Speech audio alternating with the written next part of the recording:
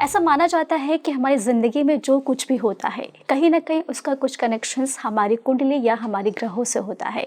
पर फिर भी यदि आप जानना चाहते हैं कि आपकी ज़िंदगी में जो इतना उथल पुथल इतनी परेशानियां आ रही हैं, ये क्या बताना चाह रही हैं, अगर आपके पास आपकी कुंडली नहीं है तो फिर भी आप पता कर सकते हैं कि ये परेशानियां क्या बताना चाहती है।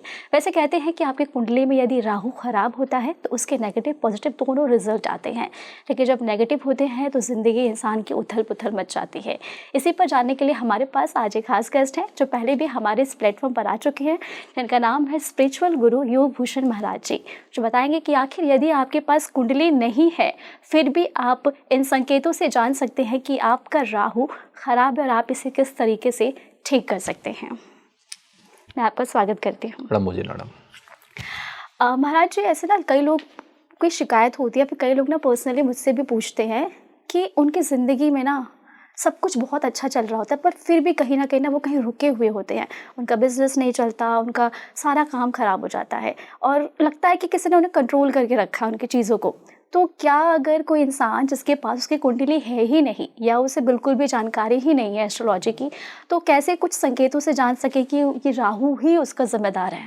देखिएगा, सबसे पहले हमें जानने की आवश्यकता है कि जीवन में जितने भी कष्ट आ रहे हैं, आपत्तियां विपत्तियां आ रही हैं, जितने भी दुख और पीड़ाएं आ रही हैं, उसके पीछे मूल वजह है पाप कर्म का उदय। ये एक आध्यात्मिक कारण है।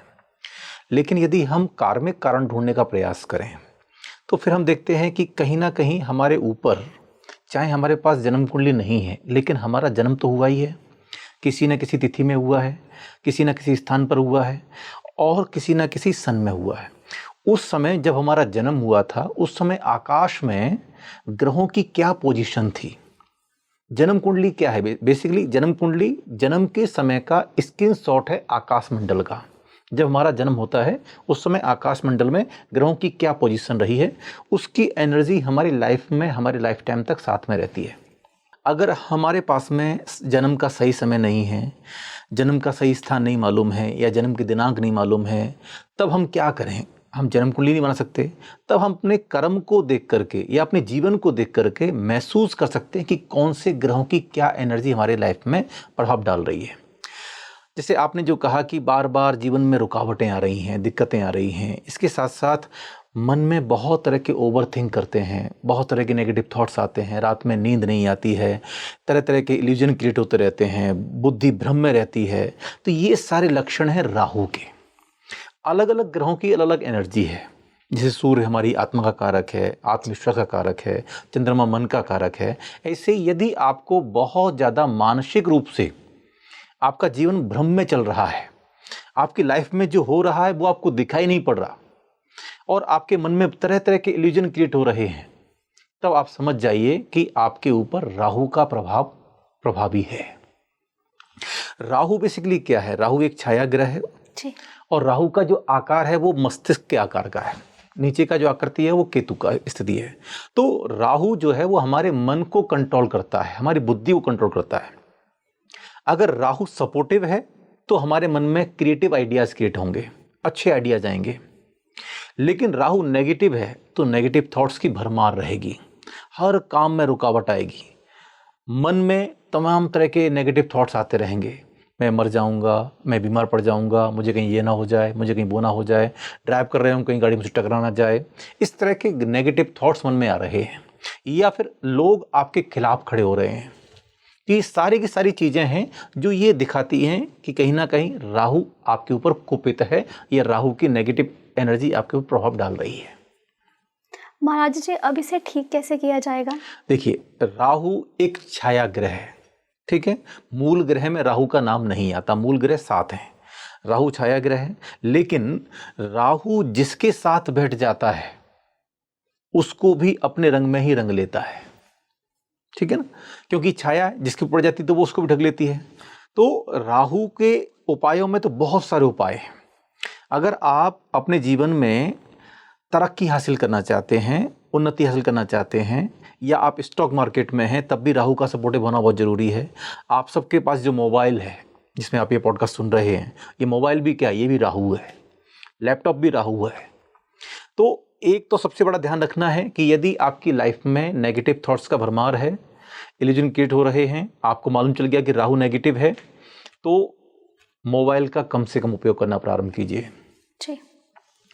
दूसरी बात, मोबाइल लेकर के टॉयलेट में मत जाइए। बहुत लोग आजकल कर रहे हैं, मैं सबको मना करता हूँ।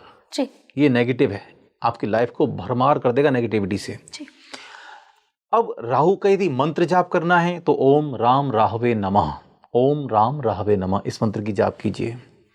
आपके घर के आसपास कोई मंदिर है, कोई धर्म स्थान है, आप वहां पर जाकर के कपूर के दीपक जला करके कपूर से आरती कीजिए संध्या काल में, या आप वहां पर जाके कपूर का दान कीजिए। ठीक है। आपके घर के आसपास जहां पर अंधे लोगों का आश्रम है, जहां अंधे लोग रहते हैं, तो आप उनकी सेवा कर सकते हैं, उन्हें मिठाई बांट सकते हैं। इसके अलावा स्वयं को स्वच्छ रखिए और रोजाना नियमित रूप से ध्यान की साधना अभ्यास कीजिए। ध्यान करना बहुत जरूरी है। मेडिटेशन करने से हमारा मन शांत होता है, हमारा फोकस क्लियर होता है, और जो हमारे मन में नेगेटिव थॉट्स आते हैं, जो इल्यूजन क्रिएट होते हैं, वो धीरे धीरे करके रिमूव होना शुरू हो जाते हैं। राहु की वजह से होता है, हमें उसका विपरीत करना है। रोजाना नहाने के पानी में आप थोड़ा सा कैम्फर ऑयल या कपूर को बारीक पीस करके भी डाल करके उससे भी स्नान कर सकते हैं। इससे भी आप राहु की नेगेटिविटी को कम कर सकते हैं। अभी आपने एक मंत्र बताया, क्या इस मंत्र का पढ़ने का कोई समय है या इसे कभी भी पढ़ा जा आप संध्या काल में सूर्य अस्त होने के पश्चात आप ओम राम राहवे नमः इस मंत्र की जाप कर सकते हैं। राहु की दिशा है नैऋत्य दिशा, साउथ वेस्ट, तो आप साउथ वेस्ट की तरफ मुंह करके आप इस मंत्र की जाप कीजिए। इससे भी राहु का प्रभाव कम होता है। मेडिटेशन सबसे आवश्यक कर्तव्य है राहु की एनर्जी को पॉजिटिव करने के लिए। महाराज, अभी आपने ना स्टॉक मार्केट की बात की थी, पर यदि कोई इंसान जिसका स्टॉक मार्केट है या फिर वो चाह रहा है कि वो अपने आप को इस मार्केट में आजमाए, तो उससे क्या करना चाहिए? देखिए, स्टॉक मार्केट में, स्टॉक मार्केट हो गया, क्रिप्टो करेंसी हो गया, किसी भी प्रकार की आप ट्रेडिंग कर रहे हैं, उसमें दो ग्रहों का सपोर्टिव होना बहुत जरूरी है। पहला है राहु, दूसरा है बुध। लेकिन राहु का सबसे ज़्यादा सपोर्टिव होना जरूरी है। अगर राहु आपकी जन्म कुंडली में पॉजिटिव फॉर्म में नहीं है तो आप स्टॉक मार्केट से बहुत अच्छा लाभ प्राप्त नहीं कर सकते। आप ट्रेडिंग करेंगे, आपको लॉसेज होंगे, आपको हानि होगी, घाटा होगा। तो बेटर ऑप्शन क्या है कि आपको पहले अपनी जन्म कुंडली चेक करनी चाहिए। अब आपके पास जन्म कुंडली नहीं है तो संकेत के द्वारा कैसे जानेंगे कि यदि आप ट्रेडिंग कर रहे हैं और ट्रेडिंग में आपको बार बार लॉसेज हो रहे हैं, समझ जाइए राहु अच्छा नहीं है। तो राहु को पॉजिटिव करने के लिए आप जब ट्रेडिंग करें तो अपने जहां पर भी आप बैठते हैं ट्रेडिंग करने के लिए, वहां पर आप एक कपूर का बड़ा सा टुकड़ा रखिए और अपना काम करते समय अपना मुख जो है वो आप साउथ वेस्ट की तरफ रखेंगे, तो इससे भी आपको लाभ मिलेगा। तो ऐसे में यदि आपको लगता है कि ये जो संकेत जो महाराज जी ने बताए हैं, यदि ये संकेत आपकी ज़िंदगी में घट रहे हैं, तो इट मीन्स कि आपका राहु वाकई ख़राब है। और यदि आप चाहते हैं कि आपका राहु सही हो, आपकी ज़िंदगी में परिवर्तन हो, तो आप आज ही इन सारे उपायों को अपनाइए। और यदि फिर भी आपकी कुछ सवाल है तो हमें कमेंट करके आप बताएं। हम नेक्स्ट पॉडकास्ट में आपके सभी सवालों को लेकर ज़रूर आएंगे। मैं आपका एक बार फिर से धन्यवाद करती हूँ।